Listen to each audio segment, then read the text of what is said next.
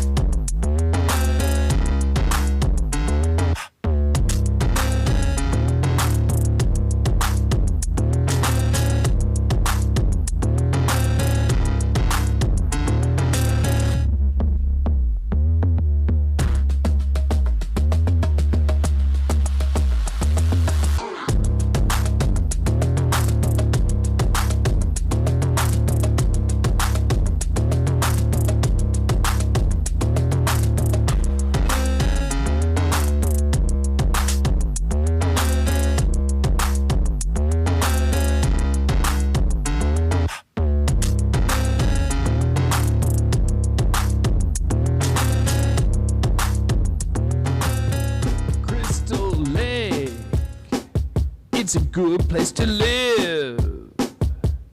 It is a city in Illinois, USA. Oh yeah, Crystal Lake, named after a lake called Crystal Lake. They've got a nice lake, and they got a nice city as well.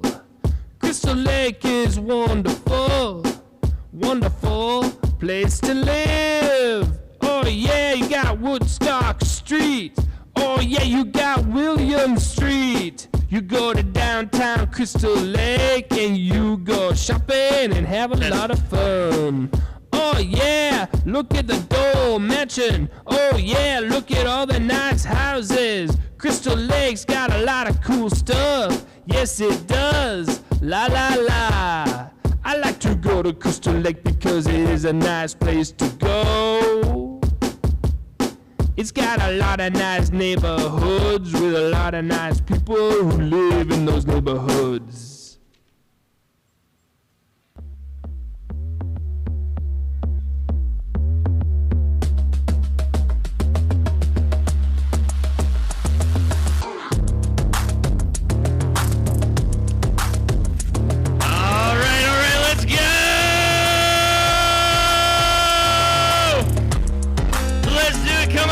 Come on, find a seat. Get a good one. Don't get a bad one. Nobody wants a bad seat. I'm just saying. Yeah, come on in, come on in. Oh, yeah. Oh, this is exciting. Yeah, I know. We got 31 seconds left. It's right there. It's right there. What? What? Yeah. Mm-hmm. Yeah.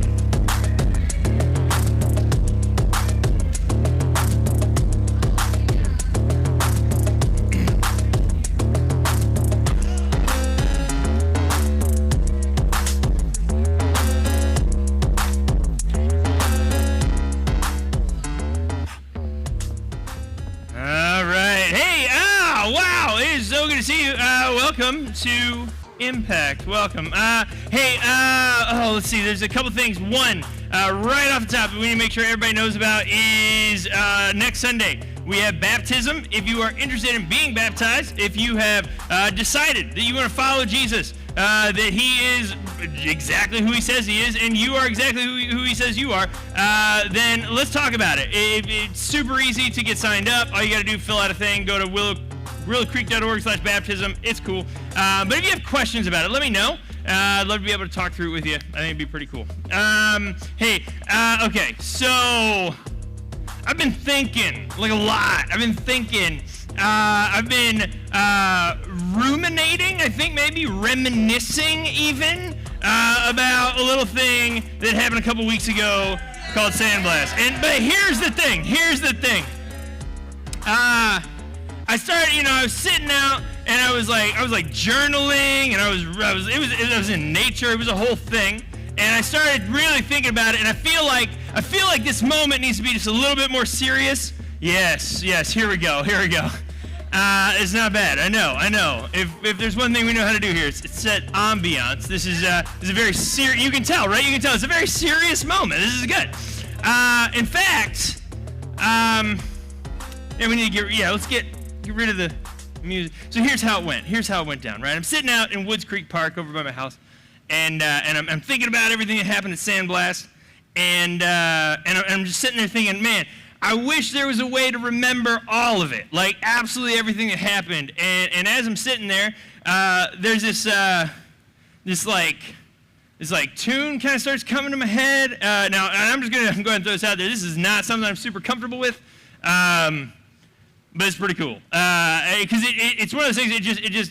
It was kind of perfect, because as I'm thinking about all the cool things that happened at Sandblast, I start, I'm looking around and I'm seeing squirrels and stuff, and that's pretty cool and all. But as I'm looking, and I wish I were kidding, but because it sounds so fake, like it sounds like there's no way it's real. But I'm looking over, and as the sun is setting, right, I see some movement on the horizon.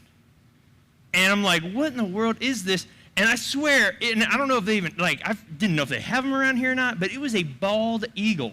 And it was amazing. I'm like, that is the most incredible thing I've ever seen. So as I'm sitting there thinking through this, all this stuff about sandblast, all this stuff, in the moment, and I'm like, man, I wish there was a way to remember not just what God did at Sandblast, but what happened in that moment. And so if you will allow me, I wrote a little song.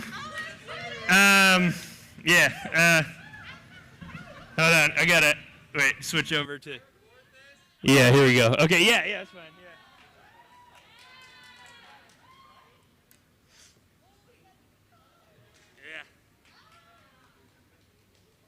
I know this is happening. Everybody's pretty excited. It's really interesting how you're pretty excited, and I'm about to share something from my heart, and it's terrifying. So I'm just gonna, let's see. There we go. Oh, there it is. Yeah. Okay. All right. Okay. All right. So Hold on. Sorry. It's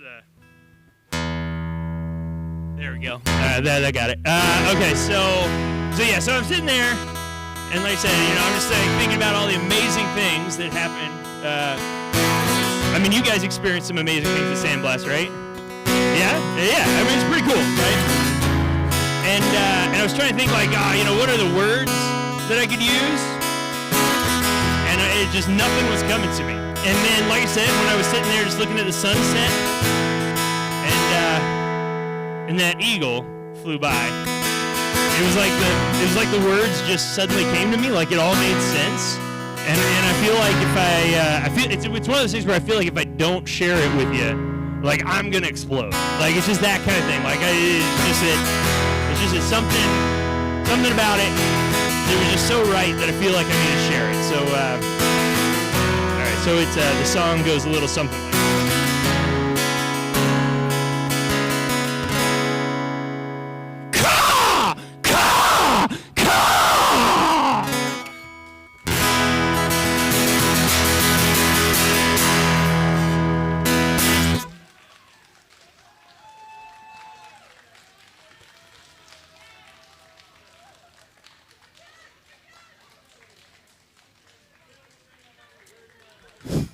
Yeah, that's a Josh Boldman original right there. It's like I said, the word. Can you believe I wrote that in one day? Yeah. Anyway. No, hey, we are super glad that you are here. This is probably not the most serious of moments anymore. I'm not sure why. But let me make sure. Oh, that's probably part of it. Yeah, there we go. All right, so this is the deal. We did this a couple weeks ago. Can we play a game? This game, okay, now the game we played a couple weeks ago, it was so bad. Like, it was so bad, it was awesome, and I feel like I found one that's worse. And so, this is really where we want to take us. We want to, if we're going to play a game, we want to run it so hard into the dirt that it's just like, what are we even doing? Then you're, looking back and you're like, no, that was awesome. That's where we're at, and I think we are going to succeed in that right now. The game is called Doors and Rooms. Are you ready for this? It is called Doors and Rooms, and it's not what you're thinking. If you've had any experience with opening a door before, you would think, oh, this is good. I know exactly what it is. No. Here's how it's going to work. I need everybody in the room to stand up, and I am just going to ask you if you want to go through the left door or the right door, and you're going to show me which door you want to go through by raising your left hand or your right hand. It'll be like for you. So if you want to go, like in this example, if you wanted to go through the blue door, you would raise your left hand. If you want to go through the lime green, yeah, I think so, right? If you want to go through the lime green door, you would raise your right hand. Now, if you get it correct, it will take us to a new room where you will have to make a new choice. If you get it incorrect, sit down. Yeah, it is like you just ran into a door and you have to take a minute just to reevaluate your entire life. And what did I just do just then? Yes. Is it like a 50-50 shot? It is absolutely 50-50. Even going into it, I do not know which one is correct. I love this. All right, it is going to be amazing. I'm curious to see how many. You guys, you want to practice, right? Yeah, this first one, we'll say that. We'll say this first one will not count. So go ahead and raise your left or your right hand wherever you think. Not both. You can't raise both hands. If you're going to raise both hands, you're going to hit the door jamb right in the middle, and it's unfortunate. It'll hurt a lot. All right, are we ready? Here we go. we are going to open the unlocked door, and it is, oh, okay. So again, that way, yeah, if you had raised your right hand, you would be out, but don't worry, we'll start over. Go ahead and stand on up. We will reset the entire game. Now, this is good to know. Just because the door was unlocked in the last round does not mean it's the same door that's unlocked this time. But it doesn't mean that it's not. I don't know. It's 50-50. It's a coin flip. What?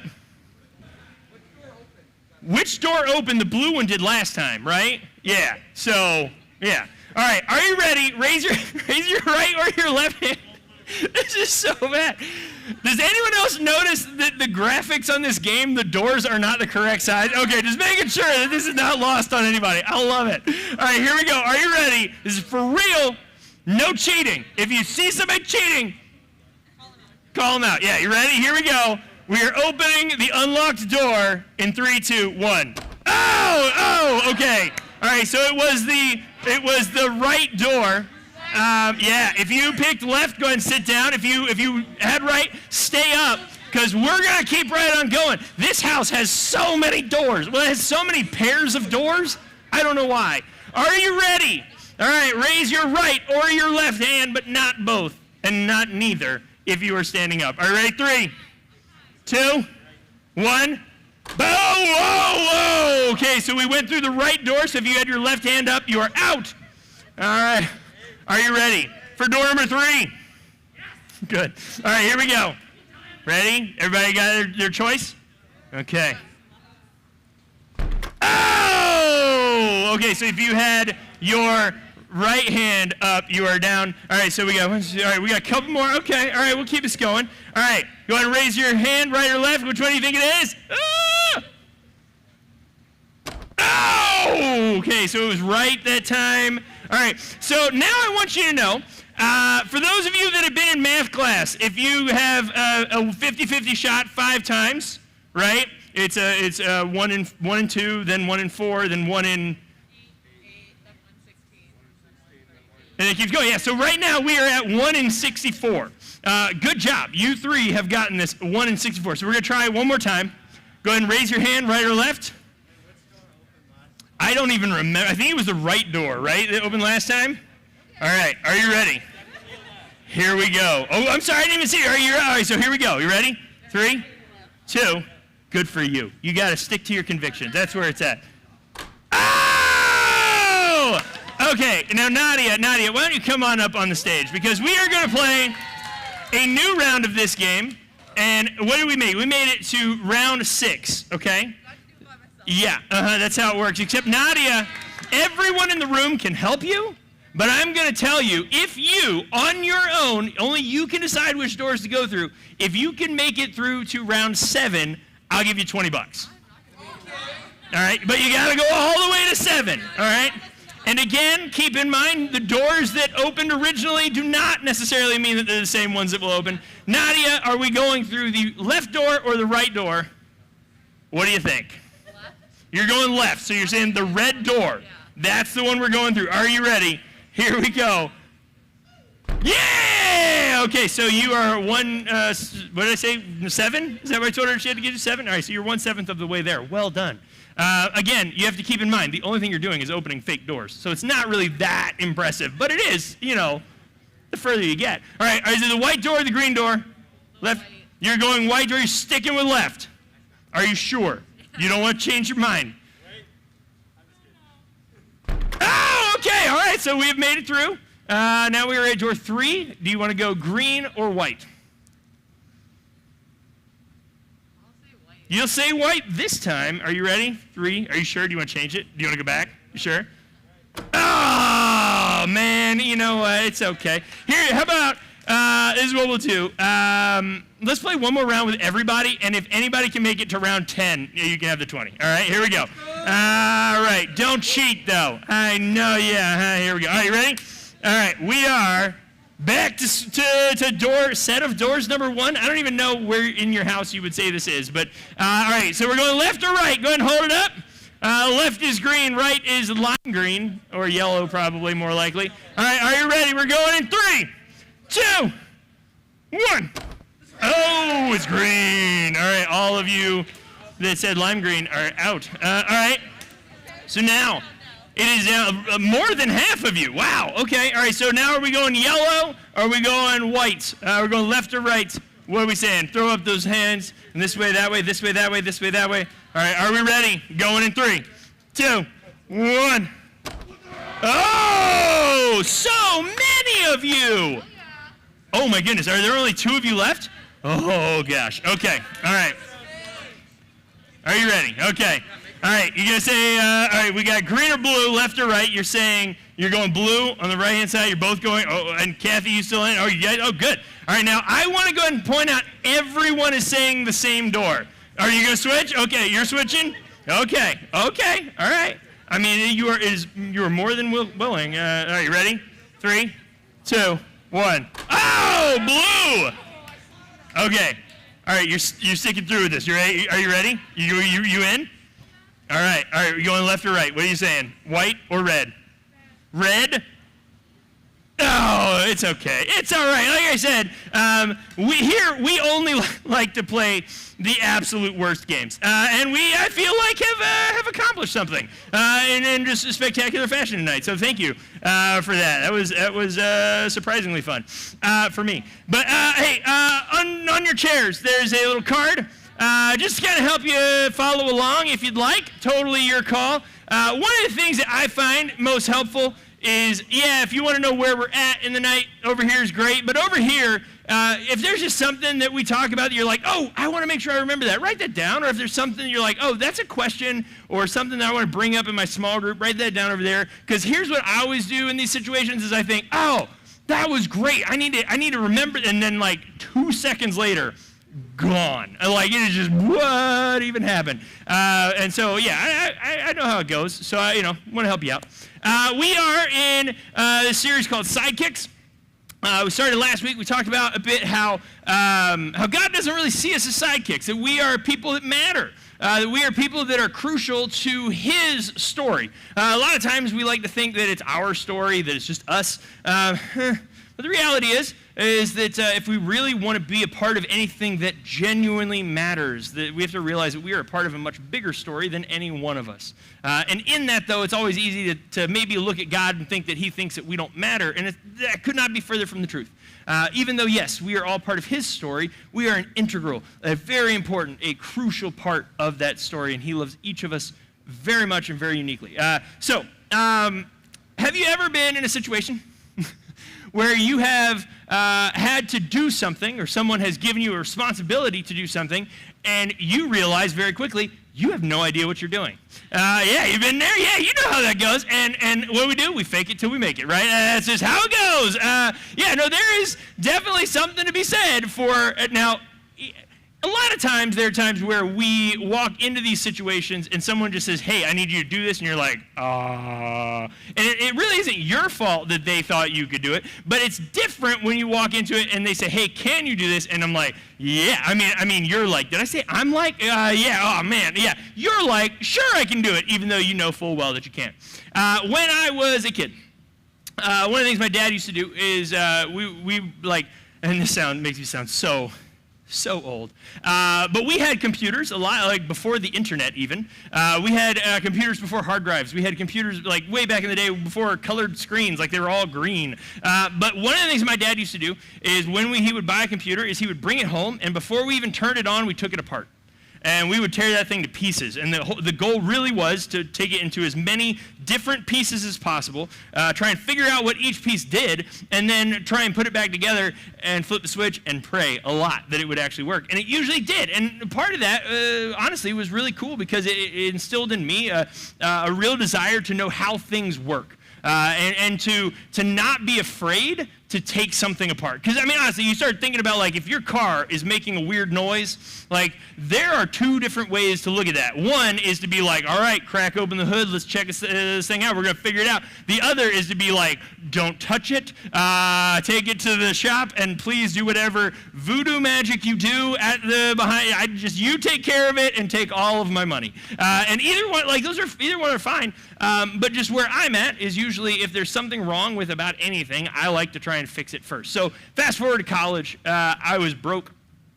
just so spectacularly broke, and I needed a job, and so what I decided, I was like, looking around on campus to figure out where, because if I worked on campus, then I could usually eat for free in the cafeteria. So I was like, oh, it's like getting paid twice, because I ate a lot, and it was kind of wonderful. But I decided what I was going to do is I was going to go to the IT department, and I was going to be like, hey, you need to hire me. Like, not even like, hey, are you hiring? But hey, just so you know, it would be a big deal for you to hire me. You're welcome. And they're like, not really sure how to take that. And I'm like, okay, well, here, I know what I'm doing. And so they kind of put me through the paces. And sure enough, yeah, I was like, oh, I could fix stuff. That's just what I do. And sure enough, the guy that was hiring me, his name is Aaron. He was like, you know what? You got the job. It's yours. And I'm like, oh, score. And I'm about to get up and to turn and walk away. And he says, one thing though. We have a van that we use to transport different equipment all around campus, and you would need to be able to drive it. So we need a copy of your driver's license. But then, I'll get to it as I explain the van. The van, we called it the Millennium Falcon. And here's why. Because it was the IT department and we were a bunch of nerds. That's the way it worked. Like, that's just how it was. It was like, okay, there's nothing Millennium Falcon about this except for the fact that it was going to, fall apart at any moment. But he starts explaining the Millennium Falcon to me, and he's like, we got to take very good care of it. It was awful. It smelled really bad. But we had a lot of space, and you could throw a lot of stuff in the bag, and it was great. And he's like, oh, but by the way, it has one of these. And I was like, oh, dang. Yeah. So he asked the question, can you drive stick? Okay, now you got to remember where I'm at this point, okay? Poor college student. I just wanted food money, right? And I had the job. Like, he was like, yeah, you're totally hired, until he said, you have to be able to drive stick. And I have never done this before in my life. Right? And so in my mind, I had a basic idea of how it worked. But if you have ever driven stick, okay, out of curiosity, has any of you ever driven a manual car? Yeah, you have. Good on you. That's great. If you've ever driven your own manual car and you get used to it and you try to drive someone else's manual car, it's amazing how different the feel is between the clutch and it's just a whole thing, right? But so my thought process here was, all right, he is giving me a job, and in this moment, he is handing me keys to this van. And I'm like, all I have to say is, yeah, I know how to drive stick. So I have since repented of this. I have apologized to him about this. But I was like, yeah, totally. Yeah, I can totally do that. Here was what I was thinking I was going to do. I was going to do what every person my age does when they don't know how to do something. I was going to go and watch a video like this. I was just going to go and be like, okay, look, I knew I had the keys. And I knew where it was parked, so I was like, I'll watch the video a couple times. After the school closes, I'll just go to the parking lot. I will get in the van, and I'll try driving it around the parking lot. I will figure this out. However, what unfortunate thing happened was one of the other guys that worked in the IT department, his name's Luke, he came by and he's like, hey, are you the new guy? And I was like, yeah, sure. And he's like, cool, can you give me a ride over to the other side of campus? Oh, crud.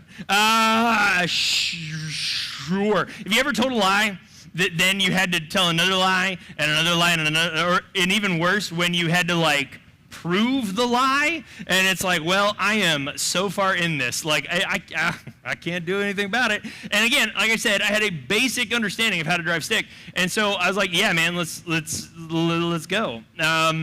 Cool. So I got in the van. And I had never seen a van with a stick shift before. Like, the whole idea, it was very weird. So I get in, and we rode all the way to the other side of campus in first gear. It was fantastic. It almost blew up. I'm just gonna tell you right now. I don't think I did that van any favors. It wasn't good.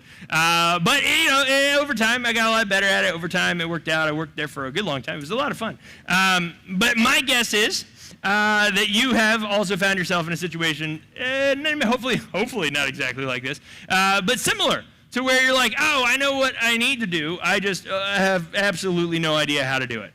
And it's in those moments that we can feel we feel really insignificant, or we could feel really like ill-prepared, but we can also feel very like an imposter, like we have to pretend that we are someone else, like we have to pretend that we're good at this thing, and it's very weird when people even start expecting you to be able to do the thing that you're like, I don't even know how to do it, this is crazy, and you just kind of wind yourself into this weird rabbit hole, and I'm just going to be honest, it doesn't feel good. Now, granted, sometimes getting away with it feels like kind of good for a moment until you realize, oh, I actually did a lot of damage to that van. Like that kind of thing. But in the moment when you're like, oh, people expect me to be something that I'm not, it feels really, really bad. And there is this moment in the Old Testament where Moses actually feels that way about the way God sees him. The way that God sees him, he thinks, God sees me as someone who can do this, but I can't. And so I want to look at that. If you have a Bible, and I know you do because it's under your chair, Exodus chapter 4, we're going to start in verse 10. It's on page 44, if that's helpful. It's an interesting story. Like at this point, the people of Israel have been enslaved in Egypt for like 400 years. It's not good.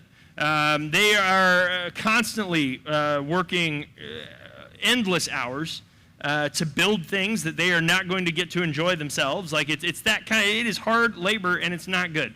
And so God goes to Moses and says, hey, we're going to do something awesome. You are actually going to go to Pharaoh and you're going to tell him to let the people go. And it's going to be great. It's going to be really cool.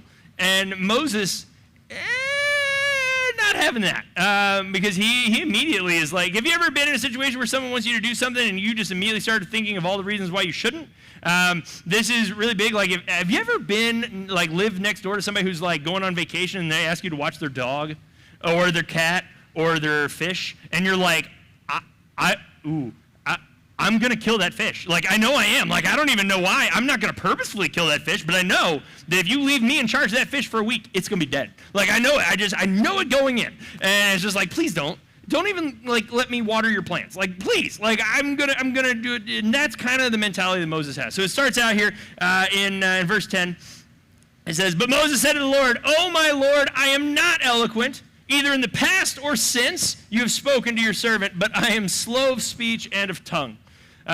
Best way that we, kind of can understand is we think maybe it's possible that Moses had a speech impediment, that it was just difficult for him to get words across, to communicate the ideas that he had. What is interesting is he is telling the God of the universe, right, the most powerful being in all of existence, that he is unable to speak to Pharaoh, who is just some dude. Right, like it's just like it's very like it's ironic to be honest. He's like, hey, most powerful being in the entire universe who created everything, and it's kind of awesome. I can't talk to that guy. He's too important. It's kind of where he's at. He's like, I can't get this idea across to him. There's no way that I can do this. And God responds in a way that only God can, and it's fantastic. The Lord said to him, "Who has made man's mouth?"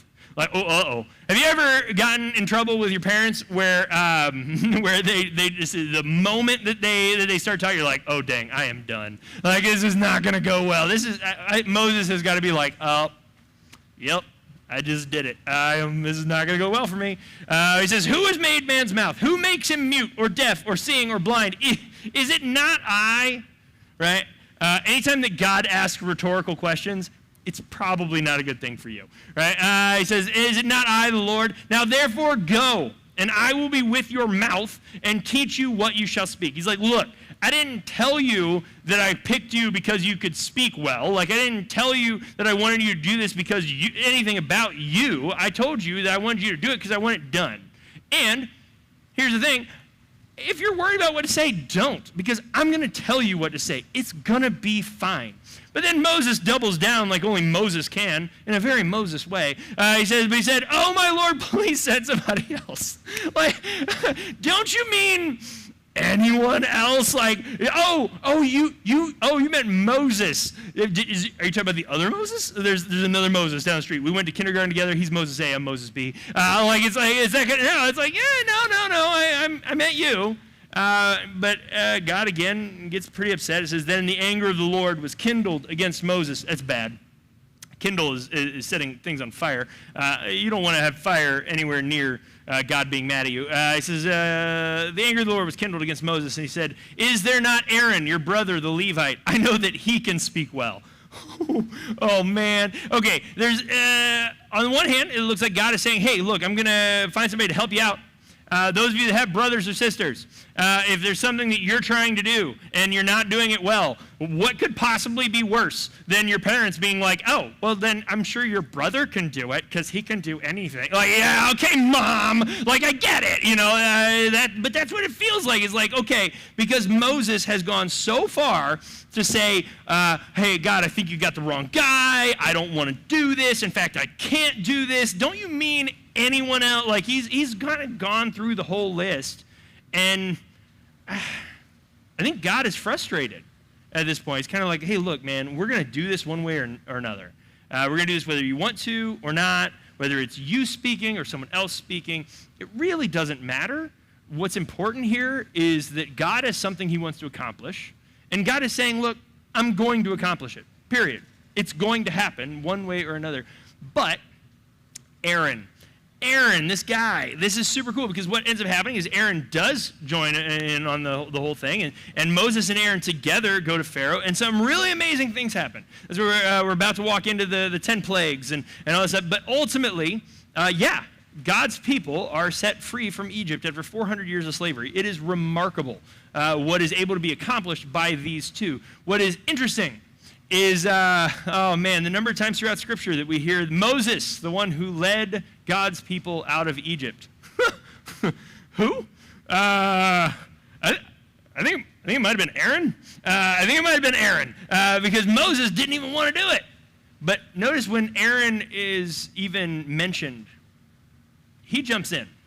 He's like, sure, yeah, let's do that. Okay, cool, yeah, that's fine. And I don't think that Aaron coming into it was like, oh, well, I guess I'm God's second choice. I don't think that that's his whole thought process. I think he's like, hey, you know what? No, I get to be a part of what God's doing. I'm going to do it. Let's go. Let's just do this. And it's super cool. I think there's some things, though, that from this story, and you can read more about it. The story actually gets very interesting throughout the next couple of chapters. But I think one of the things that we can really take away is that what God has, that he's already given us everything that he needs from us, right? This idea that God is asking Moses to do something, and Moses is basically saying, I am not equipped. I am not capable. I am not able to do this. And I think what we can probably see in the difference of the way that Moses responds and how Aaron responds is, I don't know that there's ever a time that God is going to call us to do something that he's not also going to give us the ability to do.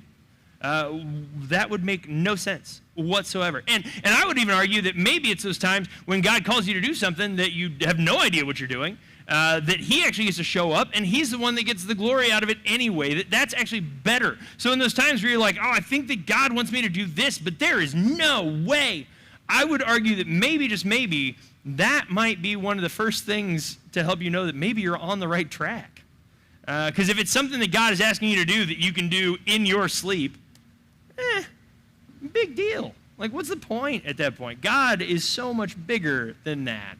And I just think that if God is going to go out of his way to use us to do something, I think it's going to be amazing, and I think it's going to be something that should probably even surprise us. So when I find myself in situations like this, there are a couple of questions that I think are really good to walk through just to help kind of understand these. And they're on your card there, but I think it's good to just be thinking, just what has God given me? Notice when Moses starts answering these questions, he's starting with what God has not given him. I can't speak very well, and I can't, I don't, Okay, cool, but maybe it'd be different if we start thinking through it in the process of, hey, what are the things that God has given me? What are the talents that I have? What are the things that I can do that I can do better than anyone else that I know? Or what are the things that, honestly, I'm just excited about? Because there are some things that people can do probably better than you, but they're not as excited about you as. And so, there's a point where you just got to say, hey, are there things in my life that God has given me that maybe he just hasn't given others. And does that maybe, in a way, set you up for him to use you in some incredible way? And I think that if we start by asking, hey, what has he given me, rather than what has he not given me, then I think when finally he approaches and he's like, hey, I want you to do this, I feel like we get to be a lot more like Aaron than Moses in this situation. Second thing I ask is, what has God given me right now that he's calling me to use? What is it that, sure, when we ask what he's given us, that's super broad, super vague, there's very generic, there's a lot, but you know what? Maybe right now. Maybe Monday morning when you walk into your first class. Like, what is it right then that maybe he's given you that he's not given anyone else? What is it right then that you can use in that moment that maybe he's only given you, that he's preparing you for something incredible? And the last thing I'd like to ask is just, where can I use it right now? Like, if there is something that you feel like God has given you, and maybe as you get more and more specific on it, you're like, wait, if God has given me an obvious passion for songwriting, then maybe I can use it right here. But is it possible that there is something that God has given you that he is then giving you an opportunity right then and there to use that gift to do something amazing? Imagine how much cooler it would have been for people that knew Moses, that knew that he couldn't speak very well, if he had then just, when God said, hey, I want you to go and talk to Pharaoh, if he'd have been like, cool, let's do it. And he went and he told Pharaoh to let God's people out of slavery, and it worked. Can you imagine what people would have said? Like, oh my goodness, God just used the guy that can't speak very well, because in that moment, God gave him something and he used it. And that's honestly, that's my hope for you guys, is that whenever you find yourself in a situation where God is calling you to do something, that maybe you just take just a second, take a step back, ask yourself, hey, is God asking me to do something here? And if so, is he giving me something that I need to be able to accomplish that? In just a second, what we're going to do is, if you take your card and you turn it over, there are 4 other people in the Bible. And if you don't get through all 4, no worries. It's all good. But what I've got just a short passage for each of them of when God called them and the way they responded. And in each of them, you're going to see a pretty significant, they give an excuse as to why God must be wrong. And it would be interesting to see, hey, are any of those things that maybe you resonate with, that when God might be calling you to something, do you answer like one of these people did? And then I'm going to just ask you just to be completely honest with yourself. Is there something that God might be calling you to? And if you don't know, that's totally fine. But if you have even the slightest inkling, I'd encourage you to write it down. Because again, when we go to your small group, you might be able to ask them like, hey, do you see this? And I think you might be surprised by what you hear. And then again, if you're being totally honest, what's your go-to excuse? What is it that might keep you from being able to do what God is calling you to do? And I'll come back up in just a minute, and we'll talk in just a minute.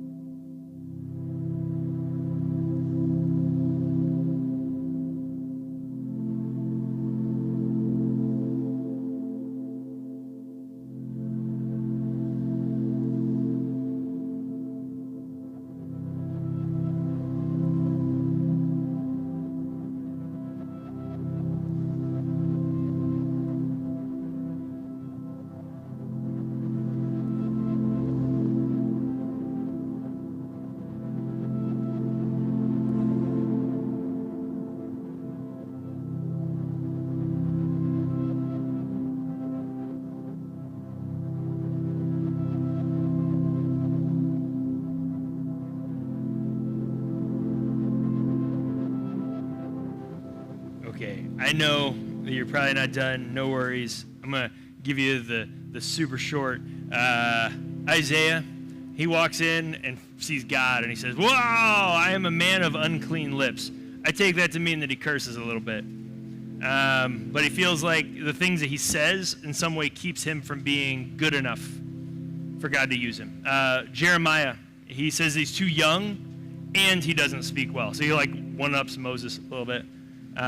Gideon, he says that he's from the least tribe. That he's and even among his tribe, he's the least of them. He's just not good enough. Jonah, that's a really hard one to find because it's not even necessarily in that part. We just know that when God tells him to go to one place, he runs somewhere else. I don't know. We find out later that there's a real reason why he gets upset with God is because he honestly wants to see God punish those people. I don't know this for certain, but I think anytime that somebody wants to see God punish an entire group of people because they're different than you, I would call that racist. So these are some messed up people that end up doing some pretty amazing things. And I think that that's the way we got to see it is there's always going to be some time that God wants to use someone, and we're going to find a pretty good excuse for why it shouldn't be us. And I would really encourage you not to let that happen. Really quick, I want to remind you, on the 22nd, we have baptism. If you are interested in being baptized, let me know. I'd love to talk to you about it. Tell your small group leader. But be sure to register. We're going to do that on Sunday morning next week. It's going to be awesome. The whole church is going to be there to celebrate. It's going to be super, super cool. Before we go, something I got to tell you guys that is super exciting, but at the same time is kind of sad.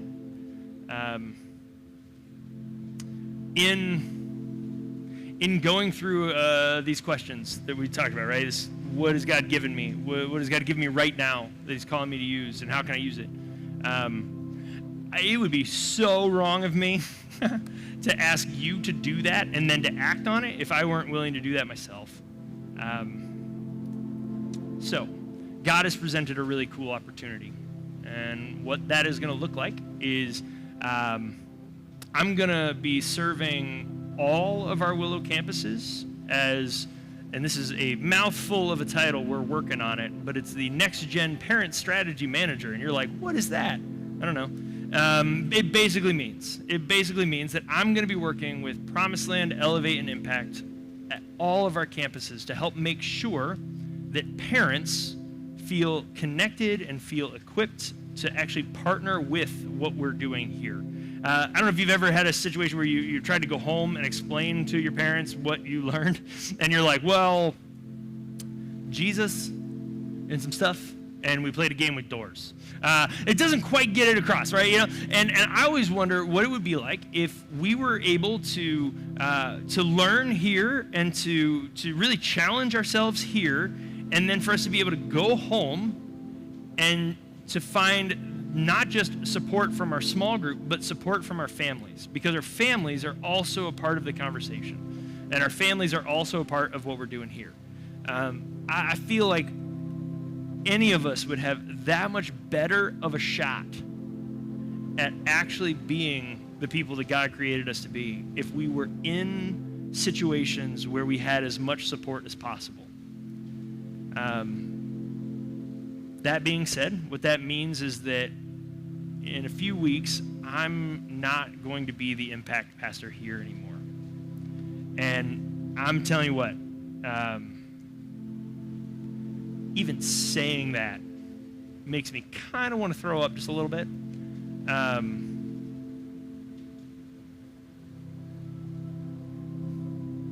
But I believe that God is doing something that he wants me to be a part of. And I have to do it. I have to do it.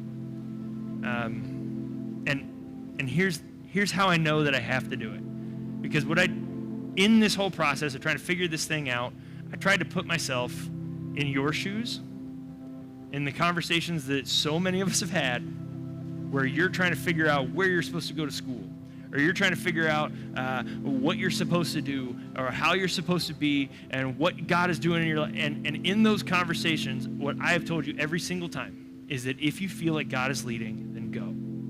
Do what he's leading you to do. Be who he's leading you to be. And this is where I feel like God is leading.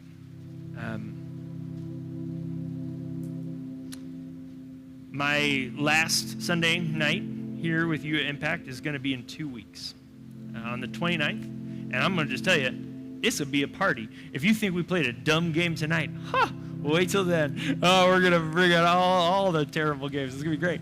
No, we're going to have a really good time. It's going to be really fun. But here's what I want to promise you. If God has something else for me, then I want you to know he also has something else for you. God has already figured out exactly who the right person to be here is. He knows what he's doing. And what is super cool is that we have a support system here already that already knows that this is what's happening. But our small group leaders, man, they are second to none. They are amazing. And between them and our new campus pastor, Miguel, who's sitting right there in the back trying to blend in, I see you. Between him, and then you guys all know Pat from Sandblast. He is going to, we're going to make sure that this thing continues to work and continues to be awesome. And here's what I hope. I hope that it gets more awesome. I don't know if you've ever been in a situation where as soon as you're in a club at school or you're in a sport at school, and as soon as you drop that sport, that's when they win the championship, and you're like, what? Are you serious? And you almost wish that they didn't. Here's what I want you to know for me. I want things here to be better after I'm not leading it than it was when I was here. And here's what's cool, is I'm not leaving and being gone. I'm actually going to be playing a pretty hands-on role with all of Impact and all of Elevate and all of Promised Land across all of our campuses. So here's the deal. Whoever ends up being here, I'm going to get to know that person super well. I might even annoy him just a little bit. We'll see. I'm going to try not to, but I think it's possible. I don't know. But what I'm looking forward to is being able to work with that person to make sure that you are still being challenged to be the people that God created you to be. And here's the thing. I think you will be. I believe it wholeheartedly with everything in me. I am going to really miss not being here every week. I really am. I love you guys, for sure. I think you're some of the coolest people I've ever met. And this has not been an easy decision, but I think it's the right one. So here's what we'll do is we're going to head 2 groups in a little bit. Yeah? Yeah, there's a... Yeah. Just want to... Oh, is it on? Oh, just tap it one time. Yeah. Yeah, so I just... what's up, guys? So I just want to be able to pray for him, I think. Thank you. I think he deserves that. And here's the cool thing about this announcement is that it's not really a goodbye. It's kind of see you around. Yep. We'll see you around. And here's the thing. He's still one of your pastors. Yep, for sure. Big time. He's going to be around. You'll see him around. You probably text him and bug him too. Oh, yeah, for sure. Toilet paper your house. No, I'm just kidding. What? Maybe. No. What's your address, Miguel? I was just, wait, hold on. Whoa. No, I'm just Yeah. We'll see. So I know it does have that feeling, but he's still one of your pastors, and he's going to have a very intentional impact on the families here, for sure. Because we think he's got leadership and skills and abilities that we want to replicate around all of Willow. So it's a pretty big deal. But I want to give him an opportunity for all of us to just pray for him. How comfortable are you? I'm down. Laying Yeah, hands? whatever. I don't care. Yeah. I want to I'm be good. COVID friendly as much as I can, but I also want to make you really uncomfortable. So can we come around him? Let's just come down here. Come down here. Let's just come around him, leaders, and I want to pray for him. Here's one reason why I want to pray for him, not just for him to feel support from all of you, but also because I personally think Satan is threatened by this whole idea. We can't even give you a clear title. So there's that. But there's also just that feeling, the feeling that you've had when you first heard, hey, I'm transitioning to a new position at Willow. It was like, ugh. I think Satan uses all of that, and it's a distraction. And I think Satan uses that. So I think Satan's threatened by all this. So I'm just going to punch Satan in the face. That's what we're going to do tonight. We're just going to punch him in the face. So let's go ahead and lay hands on him. If you can't reach him, reach the person in front of you on your shoulder. If you don't want to touch him, you can kind of just reach out. But we're just going to try our best. All right, let me pray. Heavenly Father, right now we just pray for our brother Josh, who has paved the way here in student ministry and impact and elevate here at Willow Crystal Lake, and now you're asking him to just be able to do the same thing across all of Willow, from Chicago to Huntley, everywhere else in between. God, you want to use his calling, his leadership, and we want Josh to know tonight that Crystal Lake is going to be his biggest cheerleader in this. That the students and leaders here love him and he's supported, and that we want to just be rooting him on the whole time, supporting him, praying for him, encouraging him, texting him, singing songs like Crystal Lake all the time around him, just so he knows that we got his back. Lord, I know and Josh knows there isn't a position like this in churches. This is brand new. He's carving out a new trail for churches that perhaps churches all over the world will end up using, a curriculum, a program, a system that Josh is going to create. And so, Lord, I pray that you would give him wisdom to know what to do and the courage to do it, and allow him to know that we love him here.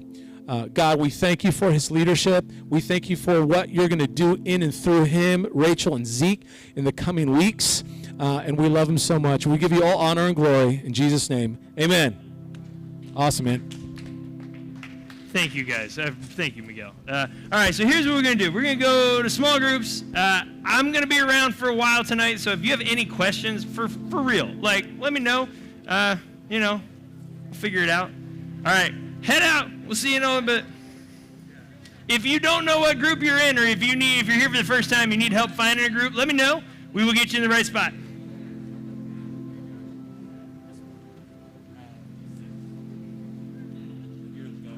I did not see that coming at all. I know.